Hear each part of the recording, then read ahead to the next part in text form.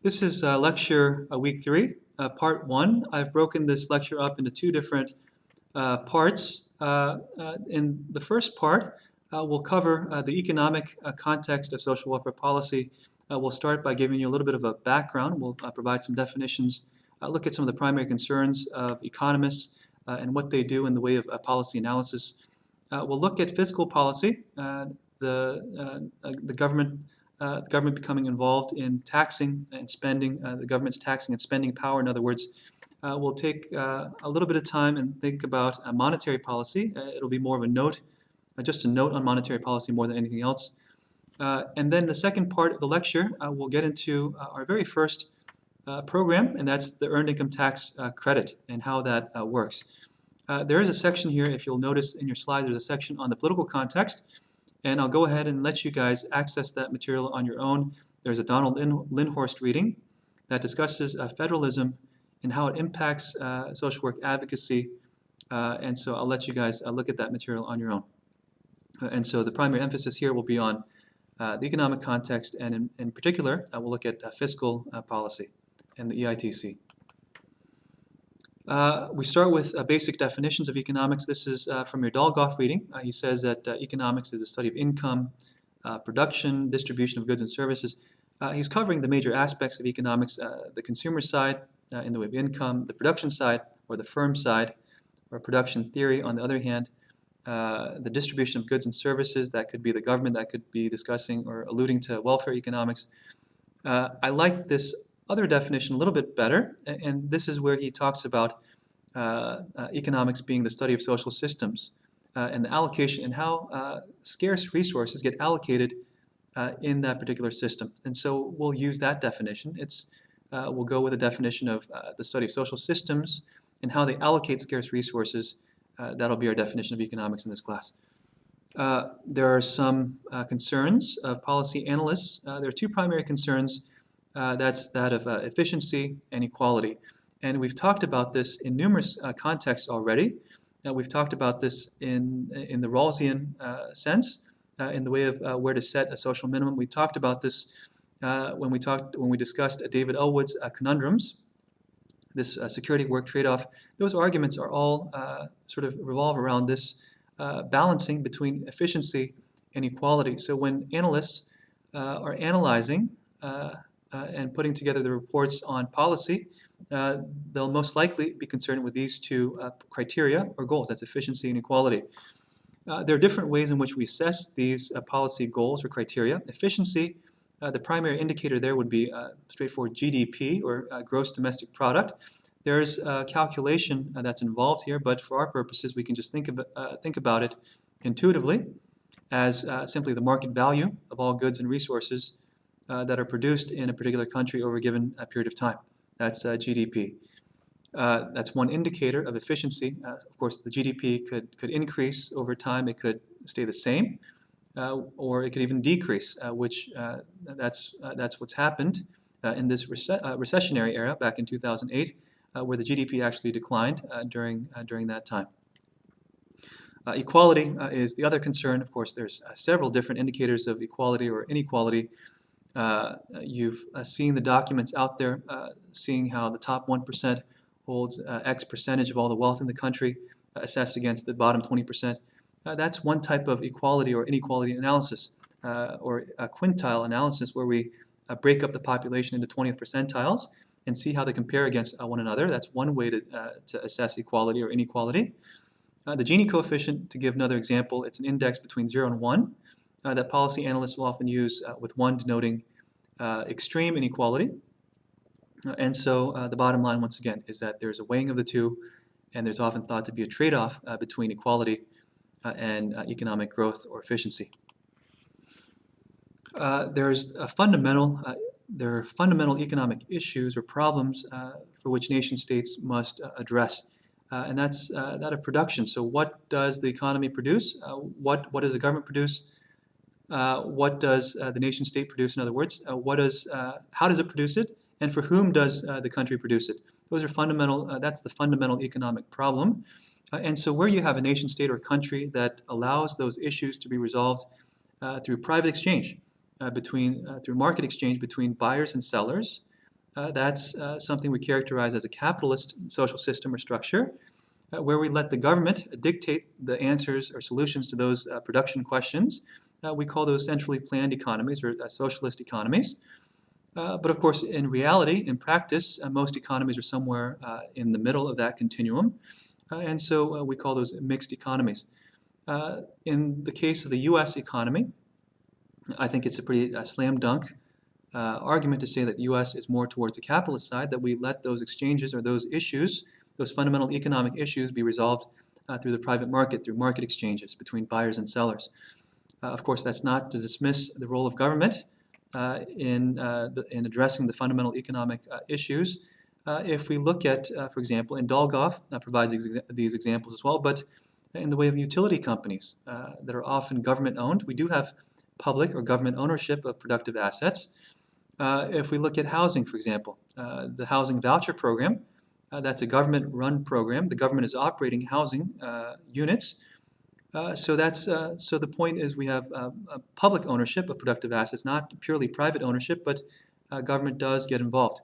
And certainly in Chicago, we have the CTA, the transportation system, the public transportation system that's owned by the Chicago Transit Authority, another example of public ownership of productive assets. In the way of fiscal policy, this is referring to the government's ability to tax and spend for its purposes. We can think in terms of the federal government unit or the state unit, but these things are done with an eye towards influencing or impacting the economy. So on the tax side, it's thought that government measures to tax individuals, corporations, or other entities, that's going to have more of an indirect impact on the economy or demand for goods and services. Where governments are spending for infrastructure investments or what have you, or government programs, that's said to have more of a direct impact on the economy or for demand for goods and services. In the way of fiscal policy, we often think of a balancing between the amount of revenues being collected by taxes and the amount of spending that the government unit is doing. And so if the amount of revenues being collected via taxes exceeds the amount of spending that the government is doing, we call that a federal budget surplus, if we're talking about the federal budget or the federal government in particular. Where the amount of revenues being collected is not as much as the spending that's being done by the government unit, we say that that's a deficit. So that, of course, characterizes the current state of the government, that we're in a federal budget deficit, that we do more spending than we do in the way of collection of revenues. Where those two are approximate each other, this amount of revenues being collected and the spending are approximately equal, we call that a balanced budget. We note here that there's different ways in which governments may collect revenue. So where the spending is excessive in relative to the amount of revenues being collected by way of taxation, governments must come up with different ways of collecting revenue. So it's not always through taxation that governments will collect the revenues, but the government unit may, in fact, borrow money. And so one example would be a municipality that issues municipal bonds for some public project. So they're gonna collect revenues immediately with a promise to repay those bonds, those notes. In the way of spending, of course, there's numerous examples that we can give in the way of government spending. We just got done talking about the FDR administration and how there was massive federal government spending or intervention in the way of highway projects, public playgrounds that were built, recreational facilities, you name it. And of course, for our purposes, the social programs that were created during that time, the social insurance and the public assistance programs, prime example of ways in which governments can spend for their purposes. On the taxing side, when we're discussing fiscal policy, we note different types of taxes. There's progressive taxes, regressive taxes, proportional or flat taxes. So in the case of a progressive tax, we're looking at different income levels. If you're assessing a lower income level versus a higher income level, if you're moving from lower income level to a higher income level, if the percent tax assessed as a percentage of the income increases as you move from lower to higher income levels, that's an example of a progressive tax. It's an increasing tax as you increase the income level. So one example would be our federal income tax. So higher income workers will pay a higher percent of their income because of the graduated structure, of the increasing structure. The regressive tax is where as you move from a lower income level to a higher income level, the percent tax will decrease as you move in that direction. So we say that the sales tax is an example of a regressive tax. It's not always quite intuitive, but here's one example. So if I'm going to Nordstrom Rack to buy a $30 shirt, in Chicago we pay about a 9.5% tax, so that's going to be about a $3 tax that I pay. Bill Gates also goes to Nordstrom Rack, say, and he buys the same shirt for $30. He pays the $3 tax approximately. But $3 assessed against my income is going to be a much larger percentage of my income than it is of Bill Gates' income. So as you move from the lower income level to the higher income level, that percent tax is said to decline. And so that's an example of a regressive tax. You have to assess the tax as a percentage of the income. And then finally, we have a proportional tax. So as you move from lower to higher income levels, the percent tax will stay the same. So we call that a flat tax. Dolgoff notes the Medicare tax as an example that would have been a correct example up through this year, but of course next year, starting in 2013, the Medicare tax will be higher, 1 percentage point higher for higher income workers, and so of course that would be an example of a progressive tax. Over my shoulder, you see an example of progressive, regressive taxes. You have three different workers. If you're starting at the far left, we have the first column. So columns run north-south. You have a $10,000 worker, you have a $50,000 worker, and a $100,000 worker. And you see the amount that they're in this next column. You see the amount that they're paying in the way of taxes. They all pay $1,000 in the amount of taxes, but assessed as a percentage of each of their individual incomes. The percentages are different. The first person pays 10%, the middle person pays 2%, the $100,000 worker only pays 1%. And so as you're moving from lower income to higher income levels, the percent tax declines over time as you move in that direction. And so that's an example of a regressive tax. The first column set is an example of a regressive tax. The next column set, you see the amount of taxes that they're paying. $1,500 for the $10,000 worker, $12,500 for the second worker, and $40,000 for the last worker.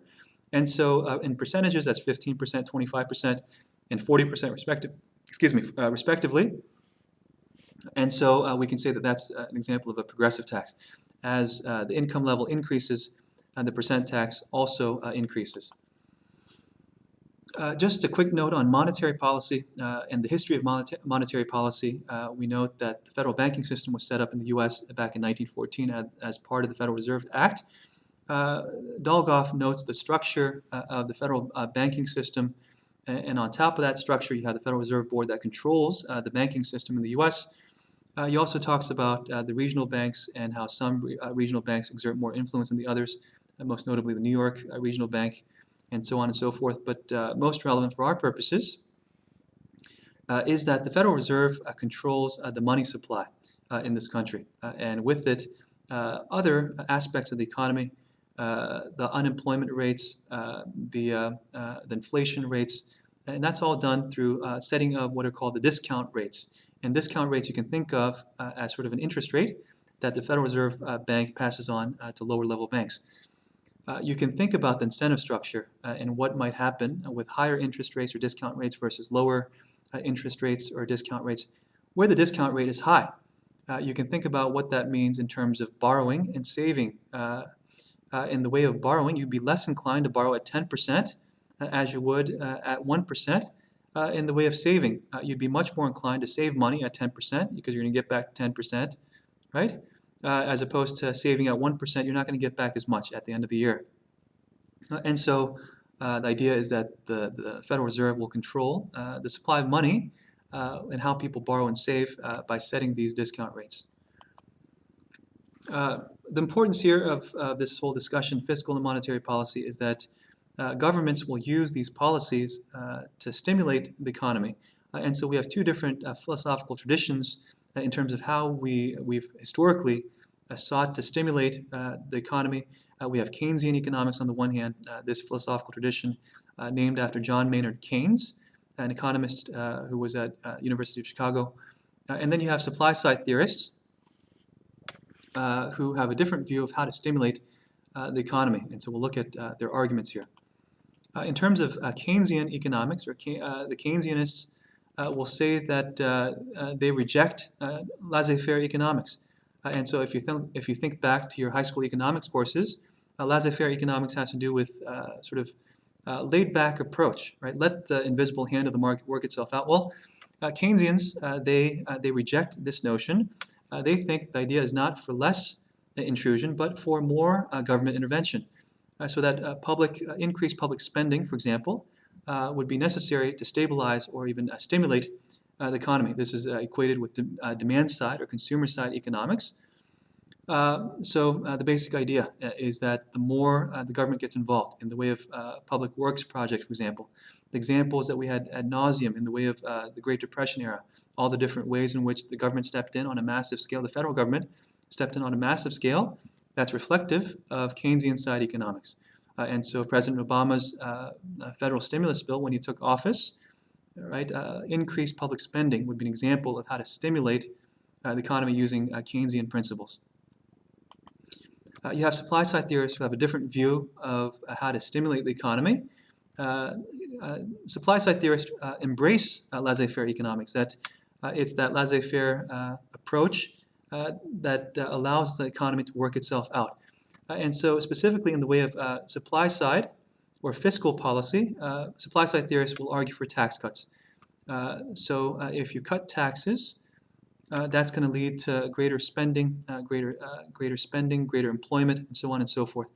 There's the counter argument, of course, that, well, what about if you cut taxes, you're going to have less government revenues. So you may maintain the same level of spending and yet cut taxes. What happens to lost revenues? Well, supply-side theorists will say that any lost revenues will be made up for in the long term through the increased growth of the economy.